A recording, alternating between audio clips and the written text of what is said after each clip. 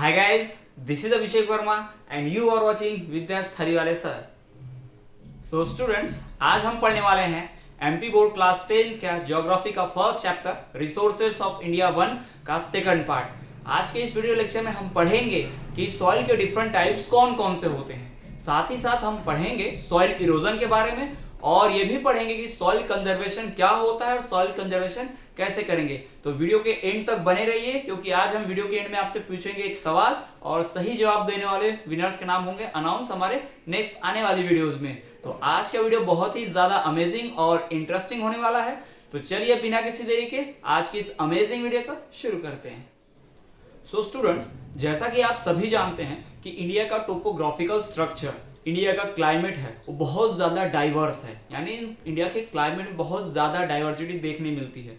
यानी कि सिंपल भाषा में अगर मैं आपको बताऊं कि अगर आप इंडिया के किसी एक पार्ट में चले जाएं तो आपको वहाँ पे क्लाइमेट पूरी तरह डिफरेंट मिलेगा और किसी दूसरे पार्ट में पहुंच जाएं फिर आपको वहाँ भी क्लाइमेट पूरी तरह से डिफरेंट मिलेगा। क्लाइमेट के साथ साथ टोपोग्राफी बहुत ज़्यादा डिफरेंट होती है। यानी कि आप किसी एक एरिया में जाएंगे तो वहाँ आपको पूरे पहाड़ी पहाड़ नजर आएंगे, फिर इंडिया किसी और रीजन में जा रहे हैं तो आपको प्लेन लैंड नजर आ रहा है, फिर किसी और लैंड में आप जा रहे हैं एरिया के किसी रीजन में तो वहाँ का लैंड फॉरेस्ट वाला है या फिर उबड़ खाबड़ टेरिन प्लेन्स वाला भी हो सकता है ना, प्लेट्यूज वाला भी हो सकता है, डेजर्ट भी इवन इंडिया में एग्जिस्ट करता है ना। तो ये सारी चीजें इंडिया में जो बहुत वेरिएंट है, डाइवर्स है। तो इतनी डाइवर्सिटी होने की वजह से सॉइल जो हमारे यहाँ डिफरेंट डिफरेंट टाइप की मिलती है। ठीक है, साइंटिस्ट ने क्या किया है, सॉइल को वेरियस टाइप्स में डिवाइड किया है टोपोग्राफी के हिसाब से।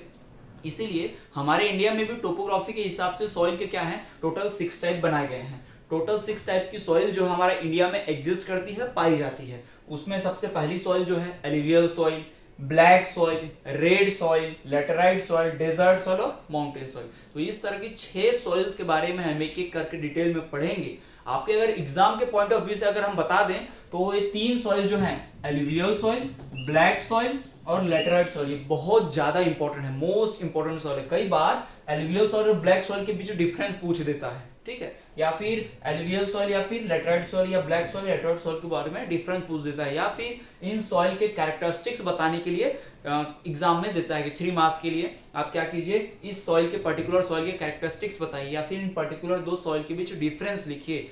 तो आपको बहुत ही ध्यान से इस टॉपिक को पढ़ना है। तो हम एक एक सॉइल को एक एक करके पढ़ेंगे।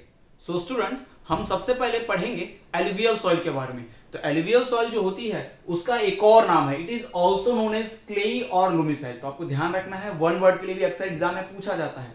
तो एलुवियल सॉइल का एक और नाम है, क्या नाम है, it is also known as clayey और लूमी सॉइल। ठीक, दूसरी बात, it is light brown colour. किस कलर की होती है alluvial soil? Light brown colour की होती है। ये भी ऑब्जेक्टिव में अक्सर पूछा जाता है या फिर मैचिंग में आ जाता है कभी कभी। ठीक, तीसरा पॉइंट, इट इज फॉर्म, ये बनती कैसे? It is form due to the river deposition. Mostly it is form due to river deposition. जो इंडिया की 3 मेन रिवर्स है, गंगा, यमुना, सतलज, इन रिवर्स के ड्रेन होने की वजह से, यानी ये रिवर जहां भी बहती हैं वहां से सॉइल की अपर लेयर को अपने साथ बहा कर ले जाती हैं और एक जगह जाकर किसी प्लेन एरिया में उस मिट्टी को डिपॉजिट कर देती हैं। तो इसलिए कहा जाता है क्या, it is form due to river deposition. और चौथा पॉइंट क्या, इस मिट्टी में, इस लूमी सॉइल या क्लेई सॉइल या फिर एलुवियल सॉइल में क्या कंसिस्ट होता है, इसका कॉन्स्टिट्यूएंट क्या है?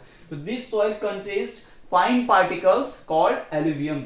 इस सॉइल के अंदर सैंड, क्ले, है ना, सैंड मतलब रेत, क्ले मतलब आप समझे चिकनी मिट्टी, ठीक, तो इसके पार्टिकल्स होते हैं और इन्हीं पार्टिकल, इन फाइन पार्टिकल्स को मिलाकर क्या कहते हैं, एलुवियम कहते हैं। ये बहुत इंपॉर्टेंट है, आप ध्यान रखिएगा।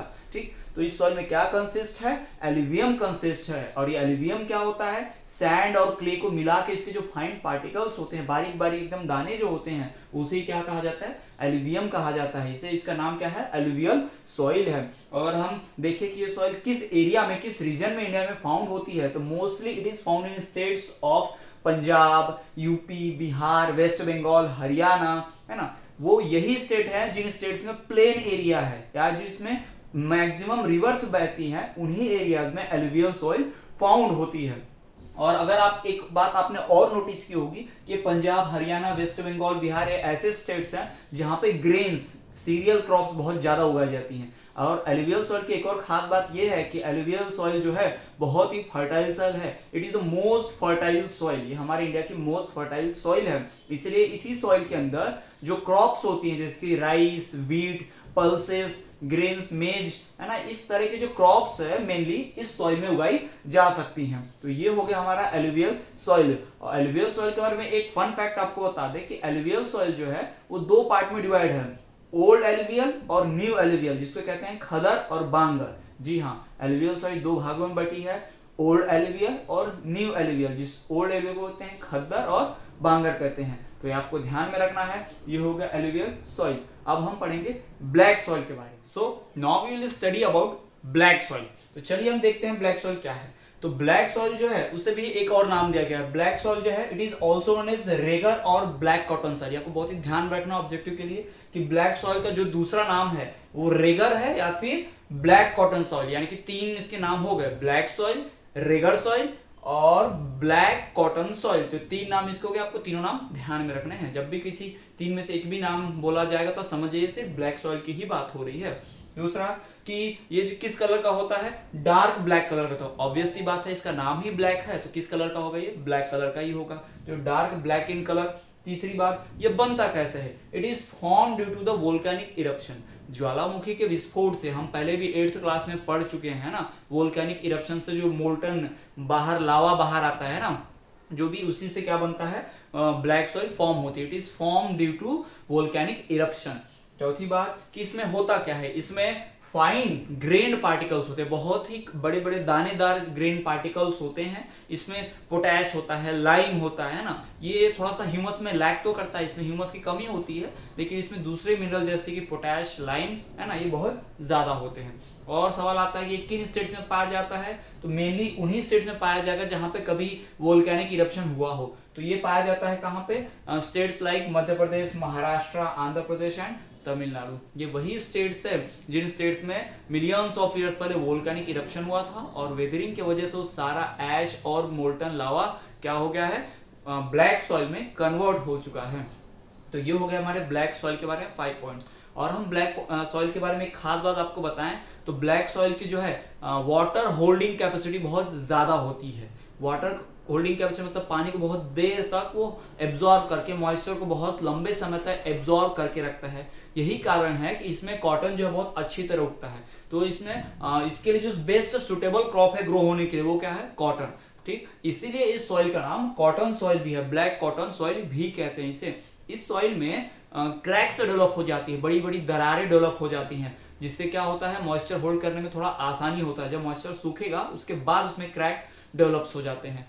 तो ठीक है, ये है ब्लैक सॉइल। तो अगर आप देखें गौर से तो मैंने बोर्ड पे जो भी लिखा एलुवियल सॉइल और ब्लैक सॉइल के बारे में, आप कंपेयर कर सकते हैं दोनों के बीच डिफरेंस। हाँ, एलुवियल सॉइल और ब्लैक सॉइल के भी डिफरेंट हो सकता है। ठीक, बिल्कुल इसी तरह से एग्जाम में आपको 3 मार्क्स के लिए पूछा जाता है, तो आप डिफरेंस इससे लिख सकते हैं। तो अगर हम फिर से इसको रिवाइज करके देखें डिफरेंस वाइज, तो देखिए एलुवियल सॉइल को किस नाम से पुकारते हैं, क्लेई या फिर लूमी सॉइल को। वहीं ब्लैक सॉइल के दूसरे नाम क्या है, रेगर और ब्लैक कॉटन सॉइल। जो डिफरेंस का मतलब ये होता है कि आपने जो पॉइंट इस साइड में लिखा है उस अगले वाले साइड में भी सेम उसी तरह का पॉइंट होना चाहिए। ये नहीं कि हम यहाँ डिफरेंट नेम लिख रहे हैं और यहाँ पर स्टेट्स का पॉइंट डाल दे रहे हैं, तो उसे डिफरेंस नहीं कहा जाएगा, एग्जाम उसे रॉन्ग दिया जाता है। ठीक है, तो आपको डिफरेंस बिल्कुल उसी प्रकार से लिखना है, एकदम रिलेटेड पॉइंट होना चाहिए, कोरिलेटेड होना चाहिए दोनों, तभी हम लिखेंगे। ठीक, तो it is also known as clay और loamy soil, it is also known as regur और ब्लैक कॉटन सॉइल। अब इसका कलर, इसका भी colour, it is light brown in colour, it is dark black in colour. It is formed due to the river deposition. It is formed due to volcanic eruption. It consists fine particles called alluvium. It consists fine grain particles. ठीक, इसमें सिर्फ fine particles, उसमें fine grain particles. Fine मतलब एकदम बारीक बारीक, और इसमें fine grain मतलब बहुत बारीक लेकिन दानेदार। ठीक, और ये किन स्टेट्स में पाया जाता है, found in states like Punjab, UP, Haryana, West Bengal, Bihar etcetera. It is found in states like Madhya Pradesh, Maharashtra, Andhra Pradesh and Tamil Nadu.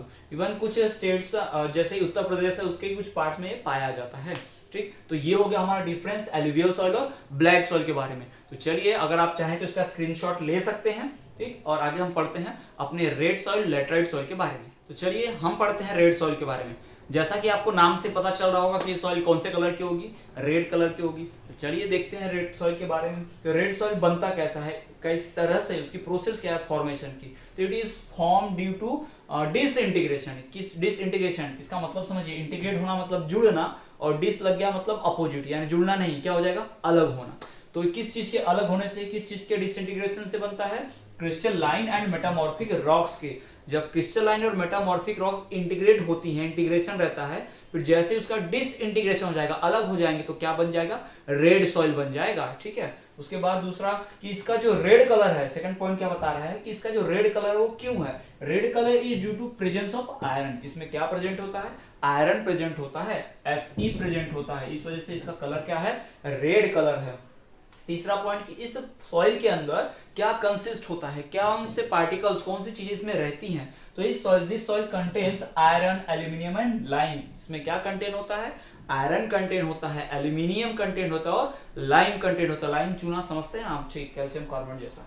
ठीक। उसके बाद किन स्टेट्स में पाया जाता है? It is mainly found in states like Madhya Pradesh, Jharkhand, West Bengal, Meghalaya, Nagaland etcetera.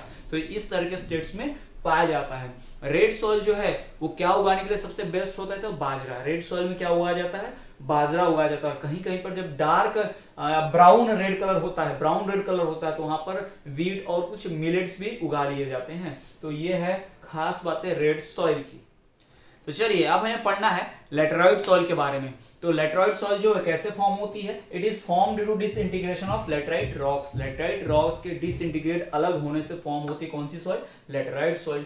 दूसरा, इसमें क्या क्या पाया जाता है? तो दिस सॉइल लैक्स इन, इसमें कमी है किस चीज का?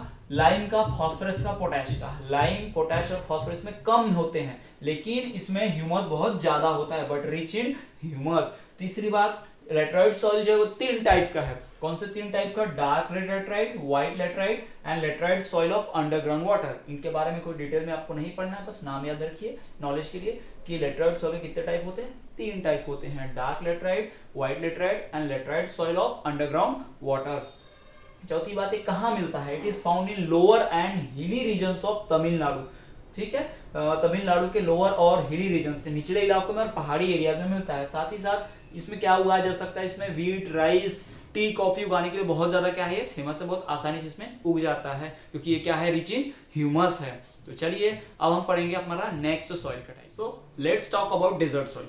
तो डेजर्ट सॉइल जो है उसमें क्या पाया जाता है? It consist coarse sand particles, मतलब बड़े बड़े सैंड पार्टिकल्स, रेत के जो पार्टिकल्स होते हैं ना, रेत के दाने, वो पाए जाते हैं। सैंड तो आपने देखी है, बिल्कुल ठीक, तो वो पाया जाता है इसमें। इसमें और क्या पाया जाता है? It consist large amount of soluble salt content. जी हाँ, बहुत खारी सॉइल होती है, सॉल्टी होती है, इसमें सोडियम क्लोराइड जैसा कुछ पाया जाता है। ठीक, साथ ही साथ ये सॉइल जो है like in moisture and humus, इसमें मॉइस्चर की बिल्कुल कमी होती है। ये तो आप जानते हैं कि डेजर्ट सॉइल है तो उस एरिया में हीट बहुत ज्यादा होती है, और ये सॉइल जो है वो डेजर्ट सॉइल जिसमें सैंड पार्टिकल है मॉइस्चर को एब्जॉर्ब नहीं कर सकते, पानी की इसमें बहुत कमी होती है, इसमें नमी बिल्कुल नहीं होती, lack in moisture and humus, इसमें ह्यूमस भी नहीं होता है। ठीक, लेकिन इसको इरिगेशन के लायक बनाया जा सकता है। तो इसमें अगर इरिगेशन किया जाएगा तो इसे फर्टाइल बनाया जा सकता है, यानी इसमें अगर खेती करनी है तो आपको इसमें पानी ज्यादा देना पड़ेगा, तो खेती की भी जा सकती है। साथ ही साथ ये उन इलाकों में पाई जाती है इंडिया में जो ड्राई रीजन्स है, गर्म इलाके हैं, जैसे कि राजस्थान, गुजरात, है ना, इन जो हीट वाले एकदम इलाके हैं उन्हीं इलाकों में ये सॉइल पाई जाती है। तो ये है डेजर्ट सॉइल। अब हम पढ़ेंगे अपना आखिरी सॉइल, माउंटेन सॉइल। हमारा जो 6 टाइप है सॉइल का वो है माउंटेन सॉइल। तो नाम से आपको पता चल रहा हो कि ये सॉइल कहाँ मिलती होगी? माउंटेन रेंजेस में मिलती होगी। तो मेनली हमारे इंडिया में ये जो माउंटेन सॉइल है कहाँ मिलती है? हिमालय पर्वत श्रृंखलाओं में। It is found mainly in Himalaya mountain ranges, Himalaya के आसपास पाई जाती है। ठीक, तो ये मेनली बनती क्यों है? तो हिमालय पर्वत यानी जो भी माउंटेन्स होंगे उन माउंटेन्स के ऊपर ऐसे स्लोप होता है, तो स्लोप पर से, ढलान पर से जो मिट्टी ढल के नीचे आती है, घाटियों में, वैलीज में जमा होती है, यानी फुट हिल्स, यानी उस हिल के, पहाड़ के फुट यानी एकदम लोअर पार्ट में जो मिट्टी जमा होगी वो क्या कहलाएगी? माउंटेन सॉइल कहलाएगी। ये जो सॉइल होती है बहुत ही गुड क्वालिटी की है, पर इसमें सैंड है। सैंड मतलब रेत के स्ट्रक्चर हैं, यानी रेत के पार्टिकल्स होंगे इसमें। सैंडी है सॉइल, बट इसमें ह्यूमस ज्यादा होता है। हम आपको बताते हैं ह्यूमस क्यों ज्यादा है। सैंड है फिर भी ह्यूमस ज्यादा है, क्यों? क्योंकि देखिए वहां पर जो भी माउंटेन रेंजेस, वहां पेड़ बहुत ज्यादा है। अब पेड़ है तो पेड़ों के पत्ते झड़ते हैं, पेड़ों के पत्ते झड़ेंगे तो क्या करेंगे? डिकम्पोज होंगे और क्या बनाएंगे? ऑर्गेनिक मैटर, और ऑर्गेनिक मैटर ही क्या में बन जाता है? ह्यूमस, है ना। ये जो पेड़ के जो लीव्स हैं, लीव्स यानी पत्ते, वो क्या होंगे? झड़ेंगे, शेड होंगे ना। जब वो शेड होंगे तो जमीन पे आएंगे अपर लेयर पर, अपर लेयर पे वो क्या होंगे? फिर डिकम्पोज होंगे, और जब वो डिकम्पोज होंगे यानी सड़ेंगे तो फिर वो क्या बनाएंगे? ऑर्गेनिक मैटर बनाएंगे, और यही जो ऑर्गेनिक मैटर है उसी को क्या नाम दिया जाता है, ह्यूमस, जो क्या करता है, सॉइल को बहुत ज्यादा फर्टाइल बनाता है। तो ये बात आपको बिल्कुल ध्यान में रखनी है कि कैसे सैंडी स्ट्रक्चर होने के बावजूद भी ये जो सॉइल है, माउंटेन सॉइल है, वो क्या है, बहुत ज्यादा फर्टाइल है। तो इस तरह से माउंटेन सॉइल की बात हम कर रहे हैं। और ये जो माउंटेन सॉइल है इसमें एक ही चीज ज्यादा अच्छे से उगाई जा सकती है, वो है क्या, टी। जो टी की प्लांटेशन होते हैं, चाय के बागान जो होते हैं, आपने देखा होगा अक्सर हिल एरियाज में ही किया जाता है। आप प्लेन लैंड पे आपको टी का नहीं दिखा होगा कभी भी प्लांटेशन, ठीक। तो ये और भी इसमें बिग ट्रीज उग सकती हैं, क्योंकि बिग ट्रीज जो है उनकी रूट से नीचे तक जाती हैं, तो वो आसानी से उग सकती है। एक्सेस ऑफ ह्यूमस इसमें प्रेजेंट होता है, जरूरत से ज्यादा ह्यूमस होता है, ठीक, जो बाकी क्रॉप्स को उगने नहीं देता। लेकिन बिग ट्रीज उग सकती है और टी इसमें आसानी से उग सकता है। तो ये हो गया हमारे टाइप्स ऑफ सॉइल। तो हमने 6 टाइप्स ऑफ सॉइल पढ़ ली है। अब हम पढ़ेंगे सॉइल इरोजन के बारे में। तो अब हमें पढ़ना है सॉइल इरोजन के बारे में। तो चलिए हम जानते हैं सॉइल इरोजन क्या होता है। तो सॉइल इरोजन, इरोजन का मतलब होता है नुकसान होना, शरण। इसको बोलते हैं मृदा अपरदन या मृदा शरण बोलते हैं, ठीक है। सॉइल इरोजन को हिंदी में मृदा अपरदन या फिर मृदा शरण कहा जाता है। सॉइल इरोजन क्या होता है, देखिए, जब भी हम अपर लेयर को नेचुरल वेजिटेशन से रिमूव कर देते हैं, जो हमारी सॉइल है, मान लीजिए हमारे ग्राउंड है और ये हमारा सॉइल है, ठीक, इसके ऊपर खूब सारे पेड़ पौधे ऐसे ऐसे लगे हुए हैं, खूब सारा वेजिटेशन है। तो जैसे ही बारिश आएगी, बारिश का पानी इसके ऊपर गिरेगा, ठीक, रेन आएगी, तो इन पत्तों के ऊपर गिरेगा, उन वेजिटेशन के ऊपर गिरेगा, या फिर ग्राउंड पे भी गिरता है। तो ये रूट्स जो होते हैं इन प्लांट्स के, ट्रीज के, वेजिटेशन के रूट्स, जो जड़ें होती हैं, वो मिट्टी को पकड़ कर रखती हैं, दे होल्ड द सॉइल, ठीक। और पानी जो है बह जाता है, लेकिन मिट्टी उसके साथ नहीं निकलती है। लेकिन क्या होगा जब ये अपर लेयर हो ही ना हो, यानी सॉइल के अपर लेयर के ऊपर नेचुरल वेजिटेशन ही ना हो, पेड़ पौधे ही ना हो, तो क्या होगा, जब ये बारिश का पानी इसके ऊपर आएगा तो यहाँ पर कोई प्लांट नहीं है, कोई हर्ब श्रब नहीं है, ट्री नहीं है, जो जिसकी जड़ें मिट्टी को पकड़ के रखेंगी। तो जैसे ही पानी आएगा मिट्टी गीली होगी और एक एक पार्टिकल्स के निकल के ऐसे ऐसे बहना शुरू हो जाएंगे। तो अपर लेयर पूरी तरह से क्या हो जाएगी, रिमूव हो जाएगी। तो इसी अपर लेयर को रिमूव होने को क्या कहते हैं, सॉइल इरोजन कहते हैं। तो हम सॉइल इरोजन की डेफिनेशन कैसे देते हैं, removal of upper layer of soil. ध्यान से सुनिए, removal of upper layer of soil,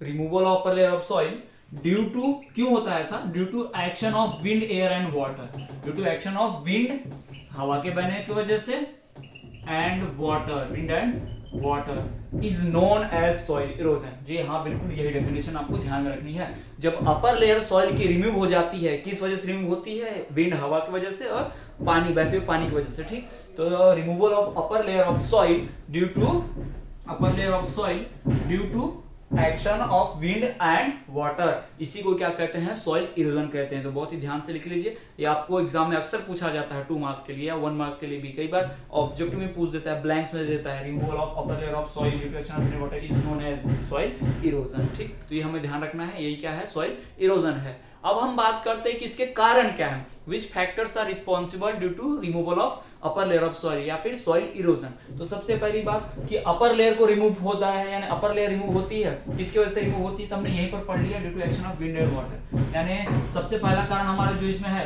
running water, यानी बहता हुआ पानी रहेगा तो क्या हो जाएगा, अपने आप सॉइल इरोजन होगा।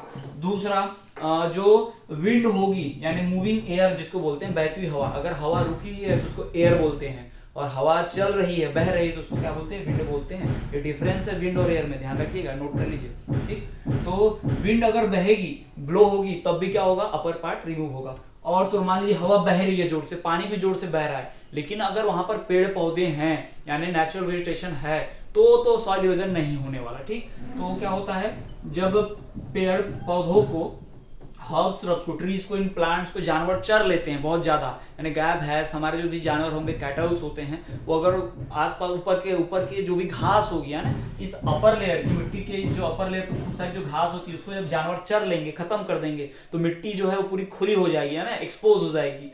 तो जैसे ही पानी आएगा वो बह जाएगी। तो ओवर ग्रेजिंग के कारण भी क्या होता है, हमारा सॉइल इरोजन होता है। और एक कारण है डिफॉरेस्टेशन, बहुत ही मेन कारण है वो, पेड़ काटते जाएंगे तो मिट्टी खुली होती जाएगी, और फिर क्या होगा, फिर सॉइल इरोजन होगा। तो डिफॉरेस्टेशन भी क्या है, एक कारण है, किस चीज के लिए, सॉइल इरोजन के लिए। तो ये हमारे जो फैक्टर्स हम देख रहे हैं ये सब रिस्पॉन्सिबल है किन चीजों के लिए, सॉइल इरोजन के लिए। तो this factors are responsible for soil erosion. अगर आपसे एग्जाम में पूछा जाए what is soil erosion, the removal of upper layer of soil due to action of wind, air and water is known as soil erosion. ठीक, ये definition आपने लिख दी। उसके बाद पूछा कि which factors are responsible for soil erosion, ये किन वजहों से सॉइल इरोजन होता है, तो आपको लिखना पड़ेगा the following factors are responsible for soil erosion. Soil get eroded due to running water, due to blowing wind, due to overgrazing of cattle and deforestation by humans. And हम अगर इतना सारा इंसिडेंट करेंगे तो अपने आप क्या होगा, सॉइल इरोजन होगा। तो सॉइल हमारे लिए रिसोर्स है, ठीक, तो सॉइल को इरोजन हो रहा है तो सॉइल का नुकसान हो रहा है, तो सॉइल का नुकसान होने से बचाना पड़ेगा, सॉइल को कंजर्व भी करना पड़ेगा ना। जी बिल्कुल। और हम एक बार आपने नोटिस की क्या कि सॉइल इरोजन जो हो रहा है वो सॉइल की अपर लेयर का हो रहा है या लोअर लेवल का हो रहा है, अपर लेयर का हो रहा है। ऑब्वियसली डेफिनेशन में हमने लिखा अपर लेयर का ही रिमूवल हो रहा है। तो अगर अपर लेयर रिमूव होगी तो अपर लेयर के साथ और क्या रिमूव हो जाएगा, ह्यूमस, क्योंकि अपर लेयर में प्रेजेंट होता है क्या, ह्यूमस प्रेजेंट होता है। और ह्यूमस नहीं तो सॉइल कैसी बन जाएगी, इनफर्टाइल बन जाएगी, है ना, सॉइल की फर्टिलिटी चली जाएगी, सॉइल उपजाऊ नहीं रह जाएगा। तो क्या हमारी फसलें उगेंगी उस सॉइल में, जी नहीं, बिल्कुल नहीं उगेंगी। यानी कि एक और इसका हार्मफुल इफेक्ट हमें पता चला कि सॉइल को क्या बनाता है, सॉइल इरोजन इनफर्टाइल बनाता है। वो सॉइल इरोजन के साथ साथ ह्यूमस भी बह जाता है, जिसकी वजह से प्रॉब्लम होती है, हम अपनी क्रॉप्स नहीं उगा सकते, नेचुरल वेजिटेशन नहीं उगा सकते।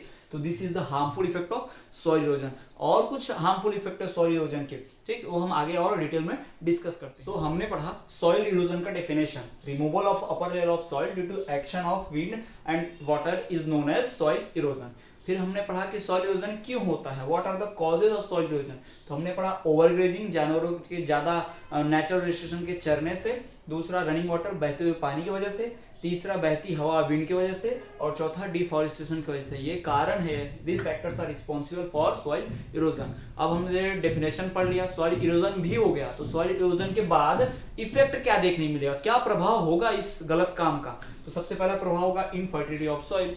जी हाँ, सॉइल का अपर लेयर बहेगा तो उसके साथ ह्यूमस बह जाएगा, ह्यूमस गया तो सॉइल की फर्टिलिटी चली जाएगी, तो सॉइल कैसी बन जाएगी, इनफर्टाइल यानी बंजर बन जाएगी जमीन। दूसरा, इन्वायरमेंट को नुकसान पहुंचेगा, ऑब्वियस सी बात है, डैमेज होगा इन्वायरमेंट को। ऊपर की मिट्टी बहेगी तो उसमें से ह्यूमस जाएगा, ह्यूमस जाएगा तो अगली बार कोई प्लांट उगने वाला है क्या, उसमें नहीं उगने वाला, क्योंकि फर्टिलिटी तो है ही नहीं, ह्यूमस है ही नहीं। तीसरा, डेजर्टिफिकेशन। जी हाँ, अगर अपर के पार्टिकल बह जाएंगे तो उससे बड़े बड़े पार्टिकल्स, फाइन पार्टिकल ही बचेंगे, ग्रेन वाले पार्टिकल्स, जिससे वो सॉइल किसमें कन्वर्ट हो जाएगी, डेजर्ट में, सैंड के स्ट्रक्चर बन जाएगा, यानी कि धीरे धीरे वो जमीन क्या बन जाएगी, रेगिस्तान बन जाएगी।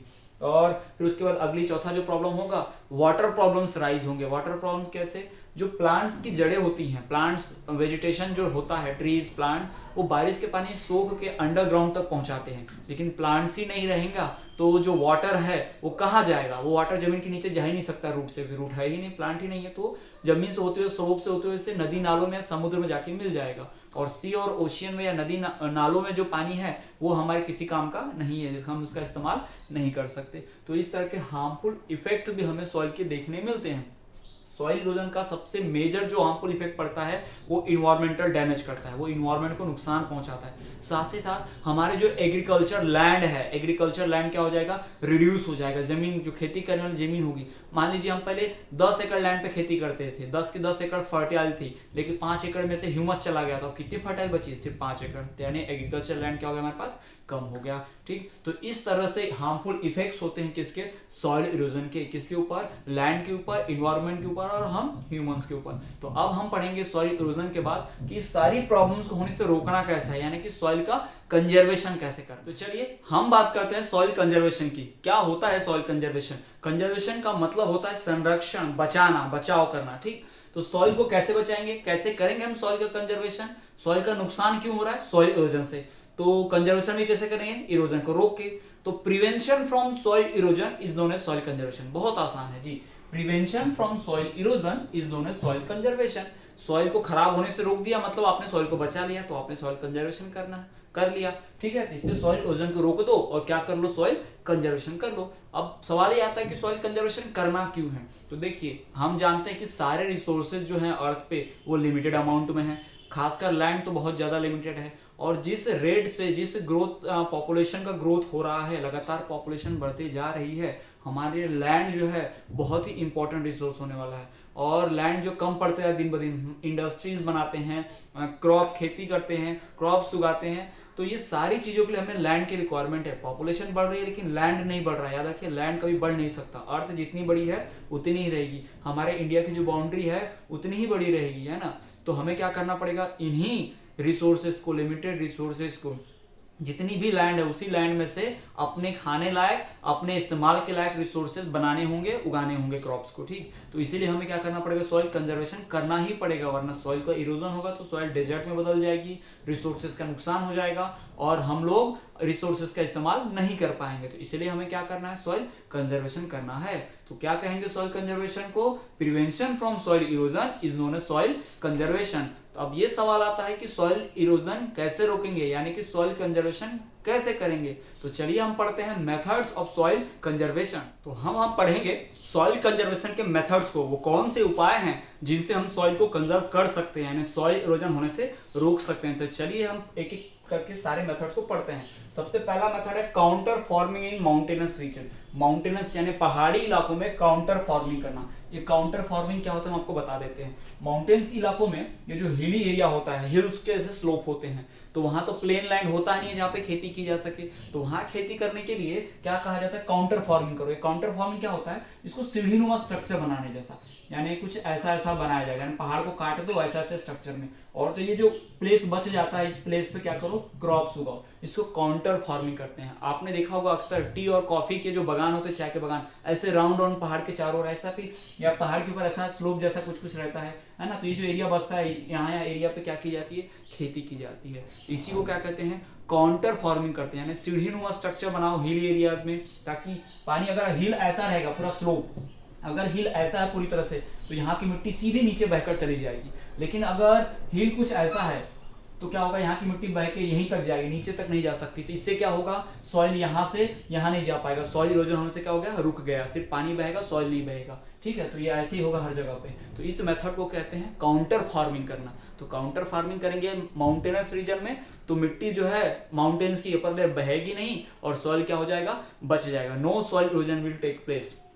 चलिए अब हम बात करें दूसरा, फील्ड रीच की, by making field reach. Field reach का मतलब होता है खेत में मेड़ बनाना। खेत जो है कुछ इस तरह से है, अगर मान लीजिए खेत में मेड़ नहीं है, यानी बाउंड्री जो नहीं है खेत की, ऐसी बाउंड्री नहीं बनाएगी ऊंची, तो क्या होगा, या अगर ये खेत ऐसा स्लोप में है, इस तरह से ढलान में है, तो यहाँ की मिट्टी बहते हुए यहाँ से बाहर निकल जाएगी, है ना। यहाँ से मिट्टी बहते हुए बाहर तक चली जाएगी, यानी यहाँ जो सॉइल फर्टाइल थी अपर लेयर रिमूव हो गई इधर, तो यहाँ अपर लेयर से फर्टिलिटी चली गई, तो क्या हो गया, सॉइल इरोजन हो गया। तो अगर हम क्या करेंगे, खेत में ऐसा मेड़ बनाएंगे, है ना, ऐसे फील्ड रेजेस हम बना दे, ऐसे ऐसे मेड़ बना दे खेत में, तो यहाँ की मिट्टी तो सिर्फ यहीं तक बहेगी, है ना, उसके ऊपर पानी ऐसा चला जाएगा लेकिन मिट्टी नहीं जा पाएगी, मिट्टी वहां पे रुक जाएगी। तो इसको क्या बोलते हैं, फील्ड रिज बनाना, खेतों में मेड़ बनाना, इसको मेड़ बोलते हैं हिंदी में, ठीक, फील्ड रिज बना के। और तीसरा जो है वो है अफॉरेस्टेशन, सबसे आसान और बेस्ट मेथड। डिफॉरेस्टेशन से सॉइल इरोजन होता है, तो अफॉरेस्टेशन से सॉइल कंजर्वेशन होता है। तो डिफॉरेस्टेशन रोकना है और अफॉरेस्टेशन करना है,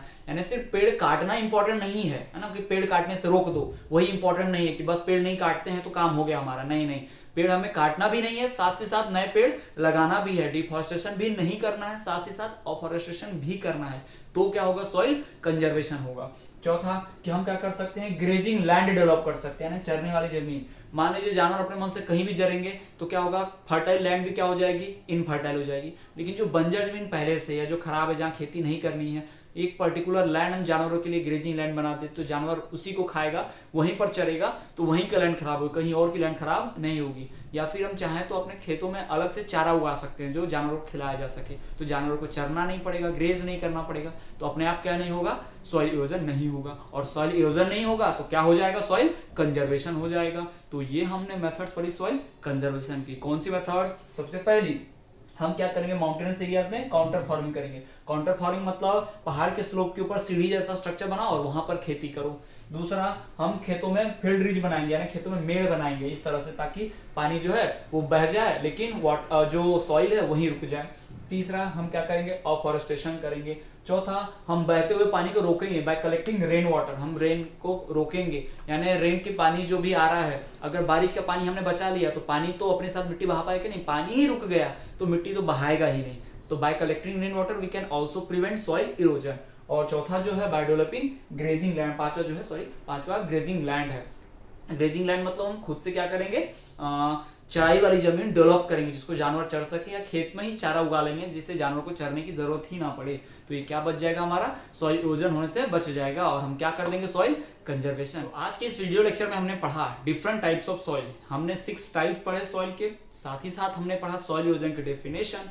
फिर हमने पढ़ा कि सॉइल इरोजन के कारण क्या है, factors due to which soil erosion occurs. फिर उसके बाद हमने पढ़ा सॉइल कंजर्वेशन के बारे में, हमने सॉइल इरोजन की इफेक्ट भी पढ़े थे और फिर सॉइल कंजर्वेशन की डेफिनेशन पढ़ी। हमने पढ़ा कि सॉइल कंजर्वेशन की मेथड्स क्या हैं, हम सॉइल कंजर्वेशन कैसे कर सकते हैं। तो इतना सब हमने आज के वीडियो लेक्चर में पढ़ा। तो आज के लिए बस इतना ही, बाकी हम पढ़ेंगे अपने नेक्स्ट वीडियो लेक्चर में। तो जाने से पहले आपके लिए आज का सवाल कि रेड सॉइल जो होती है वो रेड कलर की क्यों होती है, why red soil is of red colour. तो आप इन सवालों के जवाब कमेंट में दीजिए। सही जवाब देने वाले विनर्स के हम अपने अगले वीडियो में अनाउंस करेंगे। तब तक के लिए देखते रहिए विद्यास्थली वाले सर।